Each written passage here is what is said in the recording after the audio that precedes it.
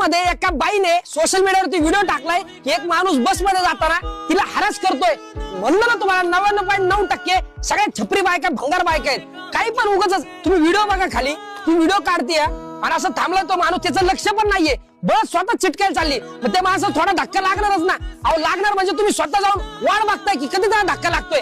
छपरी बायांनो, मी उगाच महिलांना नाव ठेवत नाही. तुमच्या बाजूने कायदा आला म्हणजे तुम्ही काही करत चालले का? अहो त्या माणसाने फाशी घेतली, आजूबाजूच्यांना नातेवाईकांना सगळ्यांना कळलं, सगळ्यांनी त्याला फोन केले, हॅरस केला. त्यांनी स्वाभिमानी माणूस फाशी घेऊन टाकली त्यांनी तुझ्या नाटात दळभद्री बाई. अहो तुम्ही तो खालचा व्हिडिओ बघा, नीट ऑब्झर्व करा. ती बाई असं वाट बघते कधी त्याचा धक्का लागतोय. अहो एकदम जवळ मला वाटतं तीच जाऊन रेवायला लागली. त्या माणसाचं लक्ष बी नाही बघा, ते पुढे निघून गेला लगेच. अहो सोशल मीडियावर दिसतंय म्हणून तुम्हाला आज कळतंय. रोज बस मध्ये, ट्रेन मध्ये माणसं असं एकदम कोपऱ्यात लपून असतात, बाया फुल ताणात. ब्रेक दाबला डायरेक्ट अंगावर गेलं, लगेच वरडावर, लगेच भांडण.